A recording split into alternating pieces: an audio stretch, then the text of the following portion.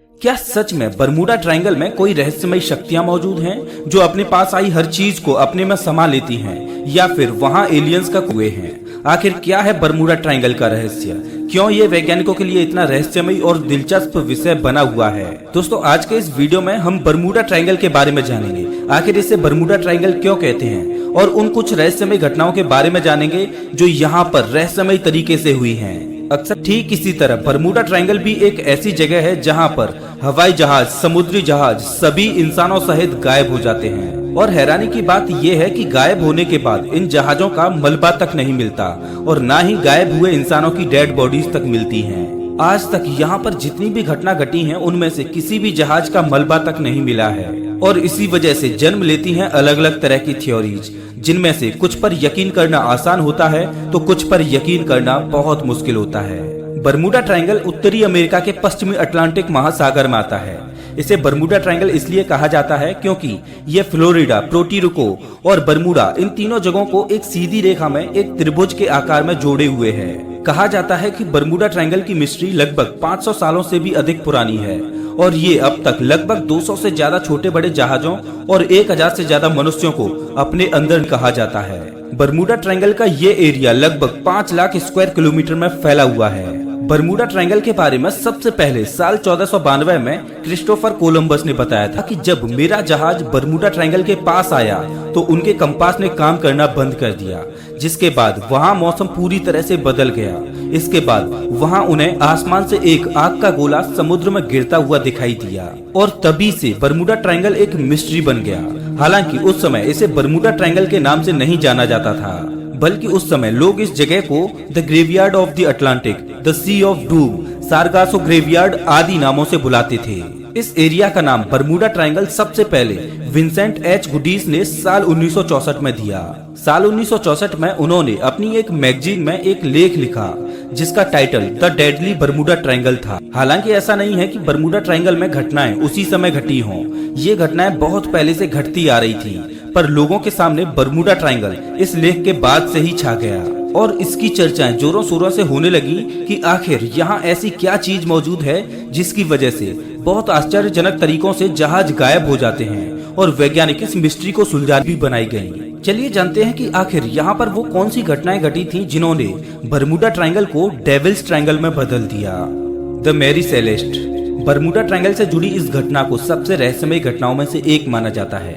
ये घटना 5 नवंबर 1872 को घटी थी, जब एक जहाज न्यूयॉर्क से जिनोवा के लिए चला, लेकिन वो वहां कभी पहुंचा ही नहीं और अचानक गायब हो गया। इसके बाद साल 1881 में एलन ऑस्टिन का जहाज लंदन से न्यूयॉर्क जा रहा था।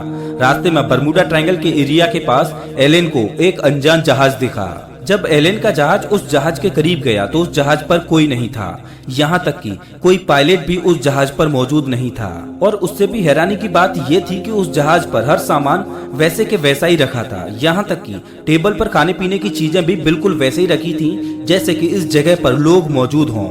लेकिन सबसे बड़ी बात ये थी कि उस जहाज पर एक भी व्यक्ति नहीं था। एलन ने उस जहाज पर अपने जहाज के कुछ क्रू मेंबर्स को भेजा। 2 दिनों तक वो जहाज एलन के जहाज के साथ चलता रहा, लेकिन 2 दिनों बाद वो जहाज अचानक गायब हो गया। इस घटना के बाद एलन ने उस जहाज को बहुत ढूंढने की कोशिश की, लेकिन वो जहाज नहीं मिला और न ही उसके भेजे गए क्रू मेंबर्स का कुछ अता पता चला और एलन को वापस आना पड़ा। इस पर एलन के कुछ क्रू मेंबर्स को लगा कि ये जहाज बिल्कुल वैसा ही है जैसा कि साल 1872 में गायब हुआ था, लेकिन इस पर कोई इंसान नहीं मिला और एलन वहां से वापस आ गया। यूएसएस साइक्लोप्स मिस्ट्री ये घटना साल 1918 की है, जब अमेरिका का उस वक्त का सबसे बड़ा जहाज यूएसएस साइक्लोप्स अपने एक मिशन पर था। 4 मार्च 1918 को ये जहाज यूएसए के शहर वॉशिंगटन में एक जगह वेस्ट इंडीज बाल्टीमोर से ब्राजील की ओर रवाना हुआ। इस जहाज में 306 लोग और 11,000 टन मैग्नीज भी था। इस जहाज को ब्राजील पहुंचने में 9 दिनों का समय लगने वाला था। जब ये जहाज चला था तब मौसम पूरी तरह से साफ था, लेकिन ये जहाज आज तक भी अपनी मंजिल पर नहीं पहुंच पाया और ये जहाज बहुत ही रहस्यमय तरीके से गायब हो गया। इस घटना ने सबको हैरान कर दिया कि आखिर यूएस नेवी का इतना बड़ा जहाज कैसे गायब हो गया और आज तक भी न तो इस जहाज का मलबा मिला और न ही इस जहाज में मौजूद लोगों के शव। फ्लाइट 19 इसी प्रकार की एक घटना अमेरिकी नौसेना के साथ हुई। घटना 5 दिसंबर 1945 की है, जब फ्लाइट 19 के 5 विमानों ने फोर्ट लॉडरडेल फ्लोरिडा से उड़ान भरी। इन सभी विमानों में लेफ्टिनेंट चार्ल्स टेलर के साथ 14 लोग मौजूद थे। जैसे ही ये विमान बरमूडा ट्रायंगल के नजदीक पहुंचा तो वहां का मौसम अचानक बहुत खराब हो गया और उसी समय जहाज के सभी यंत्रों ने काम करना बंद कर दिया। इसके साथ ही जहाज का संपर्क एयरबेस से टूट गया और जहाज कहां गया आज तक किसी को मालूम नहीं। जहाज तो जहाज, उसमें बैठे क्रू मेंबर्स का क्या हुआ ये भी आज तक किसी को पता नहीं चल सका। जहाज के गायब होने से पहले लेफ्टिनेंट चार्ल्स टेलर का आखिरी मैसेज जो रिकॉर्ड हुआ वो ये था कि यहाँ का मौसम अचानक बहुत खराब हो गया है और यहाँ के सिग्नल्स भी खराब हो गए हैं। साथ ही यहाँ तूफान जैसी धूल भरी आंधियां चल रही हैं। इसके बाद कुछ रिकॉर्ड नहीं हुआ और संपर्क टूट गया। इसके बाद इसकी खोज में एक रेस्क्यू टीम भेजी गई। ये रेस्क्यू टीम 4 जहाजों में गई और जैसे ही ये रेस्क्यू टीम बरमूडा ट्रायंगल के पास पहुंची उनका भी संपर्क टूट गया और सभी के सभी जहाज कहां गायब हो गए किसी को कुछ पता देखते हैं। हालांकि आपको बता दें कि वर्ल्ड के टॉप 10 मिस्टीरियस प्लेसेज में बरमूडा ट्रायंगल का नाम है ही नहीं। इस बात से ये पता चलता है कि ये जगह इतनी भी डरावनी या रहस्यमयी नहीं है, लेकिन अब इस राज से धीरे धीरे पर्दा उठता जा रहा है। आइए जानते हैं क्या कहते हैं वैज्ञानिक इस बरमूडा ट्रायंगल के बारे में। बरमूडा ट्रायंगल के बारे में कुछ वैज्ञानिकों का कहना है कि ये जगह प्राकृतिक रूप से ऐसी ही है।